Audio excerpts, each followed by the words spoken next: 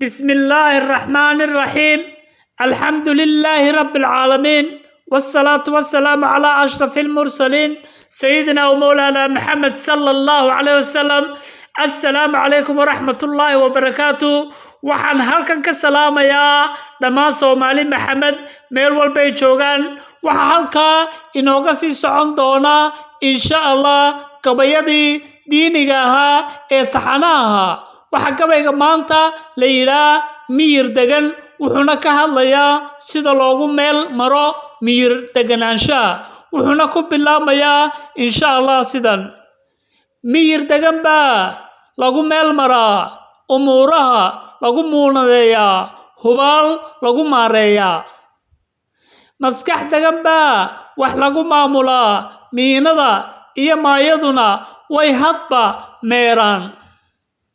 maan degan baa xaajo lagu miisaamaa, mitidkuna uu mayal adayga. madax degan baa mija socodsiiya, magaalo iyo miiba dhaqan ku maamuusan sharafta iyo mabda'a.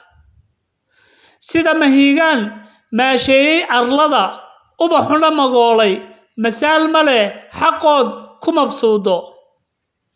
maal baa lagu mehersadaa, marwo dumara ku hanataa, guri lagu moosaa. ruuxii uu ilaahay aqoon ku manaystay, dabeecad bug weyn iyo maxad gudbo marnaba. sida mayay roob ku horay meel roon, madheedhkuna ka macaan midhahoo gobkuna noqoy muftaaxe. malab noloshu ka macaan markaad muraadkaaga muudsato, dantaada meel aad mariso. murtiduna waxay tahay midigtaada waxaad ku soo shaqaysatay, malayn maysid sidaad u mutaysateed ugu baahi baxdo maalin iyo leyle. waad mahadsantihiin dhammaantiin. waxaan leeyahay aan umuuraheenna ku maarayno maskax degan insha Allah. walaalayaal, wassalaamu calaykum waraxmatullaahi wabarakaatuh.